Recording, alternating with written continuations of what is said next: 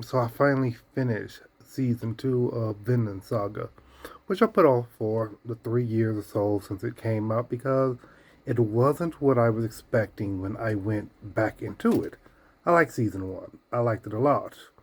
I liked it for what it gave and how it delivered what it gave.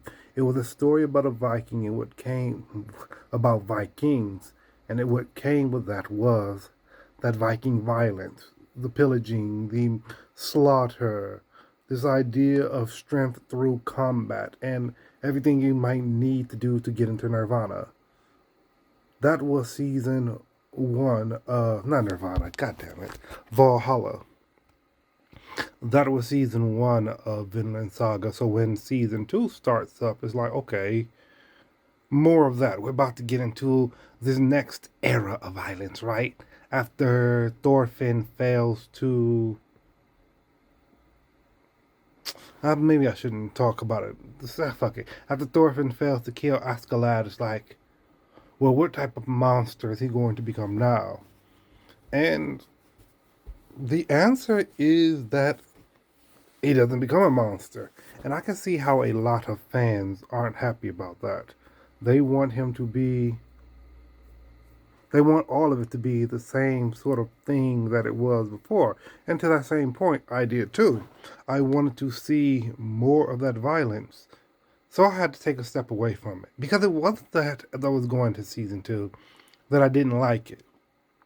It was that it was going to deliver something different. And I wasn't sure I was ready for that difference. I was like, this has the power to be good. This has the potential to be good, but I am not looking for this right now. So I had to take a break. And I was ready to take a break for a while. And I wasn't even sure I'd return to it. But then I finished all of the YouTube videos I wanted to watch, or maybe just burnt out on YouTube videos and said, all right, I have this Netflix account. I want to watch something. Let me turn this on and just finish it. And so I did over the course of this week. And like, damn, this show is good. It's good because it's one of those animes that isn't just an anime. And by that, I guess by that, I guess I mean it's like,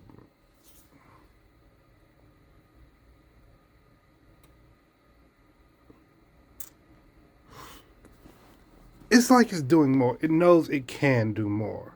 Like you read a fantasy book and you know it's going to be a fantasy book. You expect it to do the same sort of things, but then it surprises you because, like, okay, yes, I know I'm a fantasy book, but I can be a lot more than just a fantasy book. So it does that. Vinland Saga does, rather. It says I have an anime or a manga, as it were, and you're going to watch me. You're going to go through and you're going to see the sort of things you expect to see in a manga or an anime.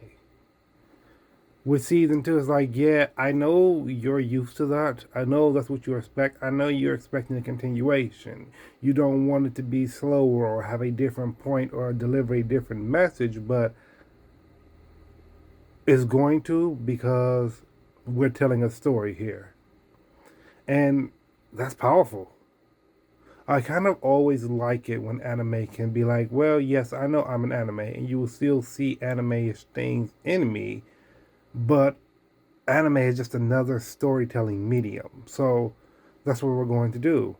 And in season 2, what we get is this story of a man who is lost because all of his life up to that point, or up to the end of season 1, was dedicated to this notion that he's going to kill this one man, and he doesn't know what's going to come after it. He's not thinking about what's coming after it.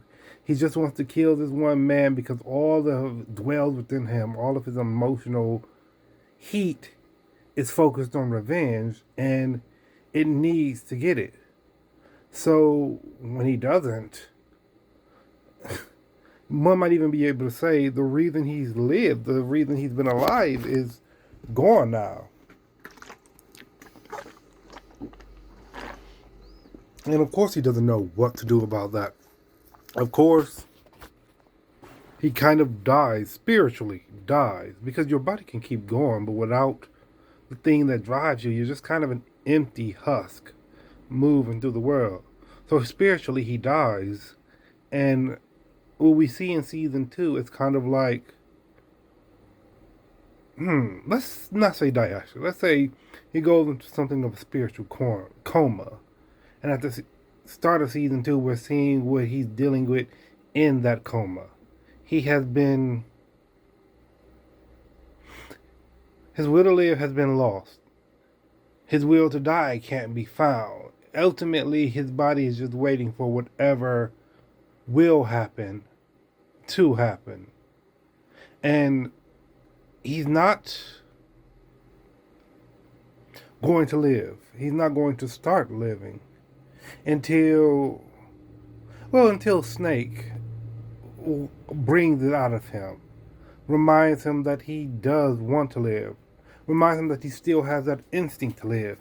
And it's interesting how that could have been a turning point where Thorfinn went back to fighting again and everybody got to applaud because they got their violent Vinland Saga back.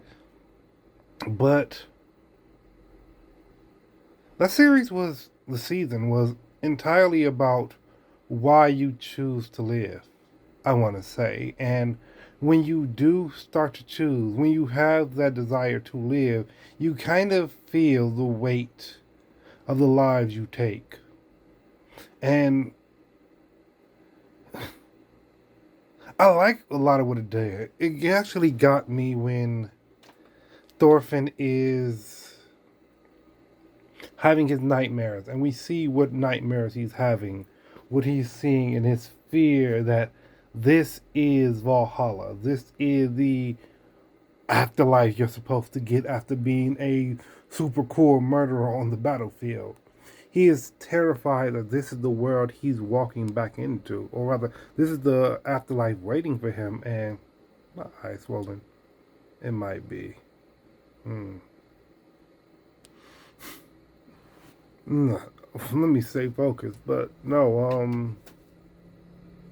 He's having this moment where it's like, this is hell. This promised afterlife is actually hell, and I don't want to be there. I don't want to fall in there. He is haunted by the lives he's taken, and it's a good moment where, especially in a show where a lot of the characters don't care, they're either like Thorkel and they want that hard fought battle where their life is always on the line, or they're blinded by how much prestige, acclaim, wealth they'll get for the life they're going to take. A lot of characters are moving forward blindly, just killing to get ahead, because if it works, it works. And Thorfinn is seeing how much it doesn't work. In part because all the killing he did do didn't add up to anything. If he actually did get to kill Askeladd at the end of season one, I think he'd still be in the same place where now that his target is dead, he's empty. So season two ends up being this moment of Thorfinn learning to live. Learning to live after all the time he spent not living. Just being the specter of death hunting Askeladd. He's finally getting this chance to be free and get out of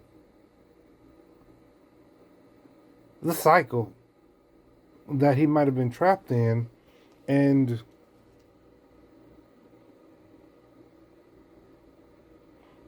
it's interesting to see it happen, because it's not grand. It's not this big spectacle. He didn't go from being a super agile killer on the battlefield to being like the premier merchant in the place he landed in. No, he is a slave. He was sold into slavery. He's going to work on somebody else's farm and serve them. The person who's at the top, quote unquote, in this situation isn't Thorfinn, is the person who bought his contract, or bought him, as it were. I don't even think there was a contract for it. because it's not like he was going to be let go. I mean, maybe, but that's neither here nor there. That's really neither here nor there because the season goes on. The main point, the this evolution, this reflection of self, and kind of the depth of that era of hyperviolence, which again is not really something you get a chance to see in some of these stories where for a character to come in and preach pacifism is for everybody, including the audience, to groan about it because how dare he say we shouldn't be killers? How dare he presume to say killing isn't the way forward? People both in and out of the show see a character like that and just roll their eyes at it because they don't want to be preached to, as they say. But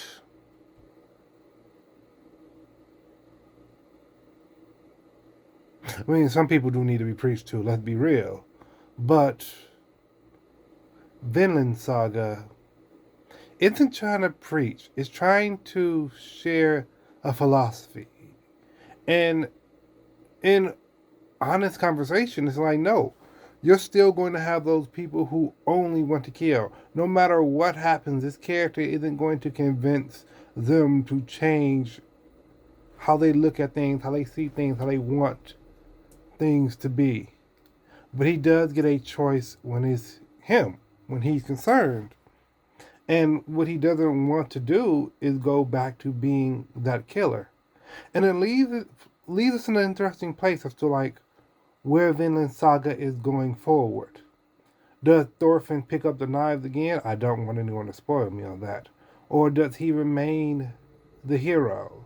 What does it mean when he says that violence should be a last resort? What pushes him toward choosing that last resort? By the end of season 1, we see how you can crash when you rush down a dead end. And by the end of season 2, we see, well, we're left with this idea of how much Thorfinn can grow when he's able to take roles that go on forever. It is interesting to think that we are moving not just through a story, but through, well, I guess I could say it is a good reflection of his character development, where as his life changes, we see why, and we have the potential to change with him. Of course, there are always going to be some people who only want the physical violence, who only want the carnage, and I'll be real, I enjoy some violence and carnage myself too. But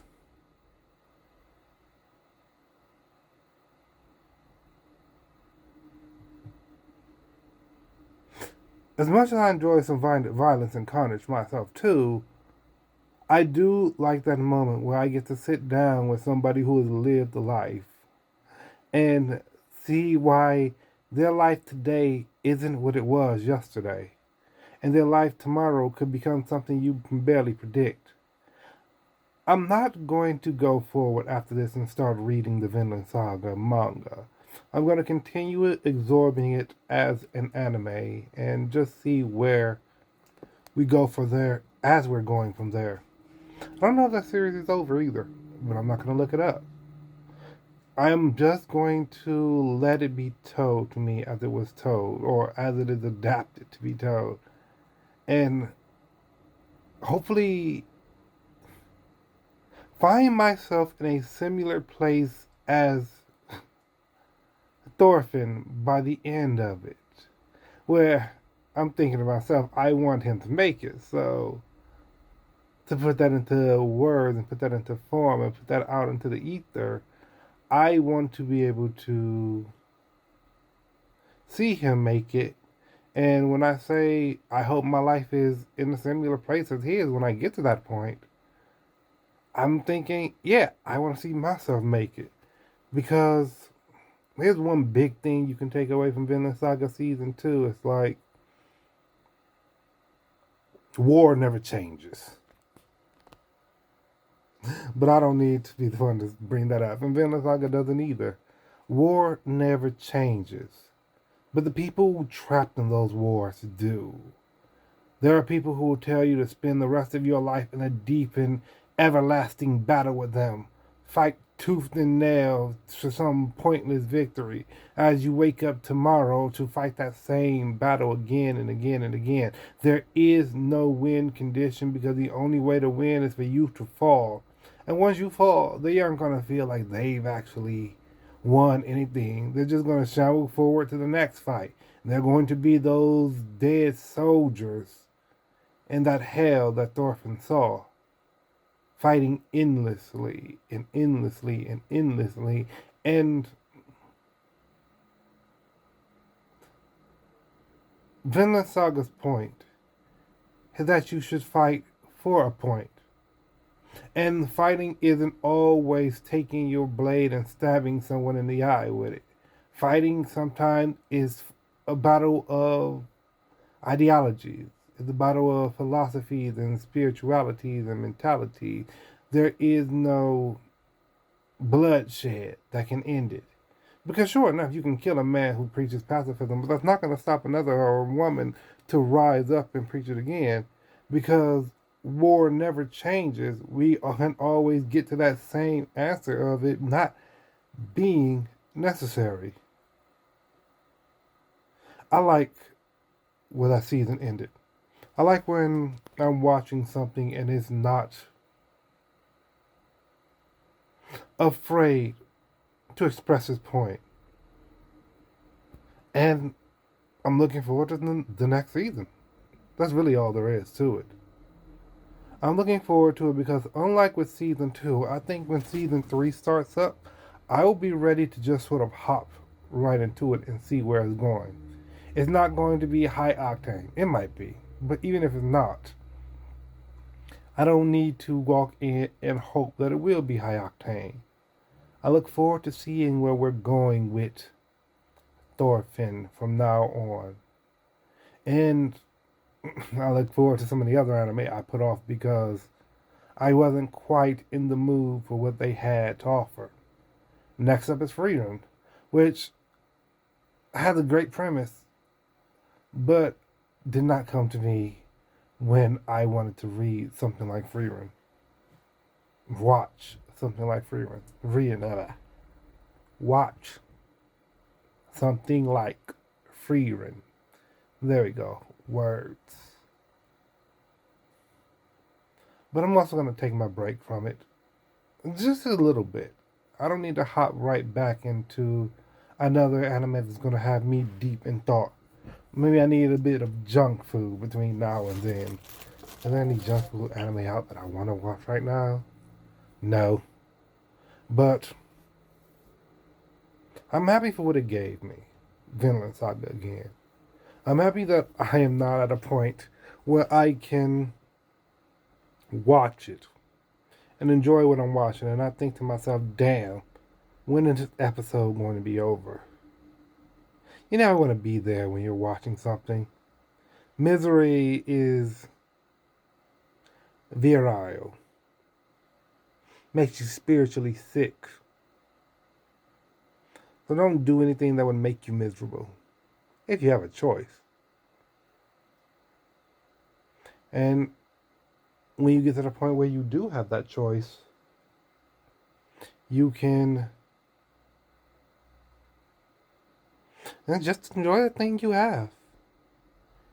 And I've said it multiple times already, but yeah, I enjoy Vinland Saga Season 2. I'm ready to start enjoying things again. Much like Thorfinn, I've gone through my crucible, I suppose I could say. Much like Thorfinn, I'm still going through a crucible too. You're never quite out of the fire. You're just on the cooling rack. Metaphors mixed. You're just on the cooling rack until it's time to put you back in the flames again. But that's fine. Let's see what happens as this foraging process goes on. For himself and mine.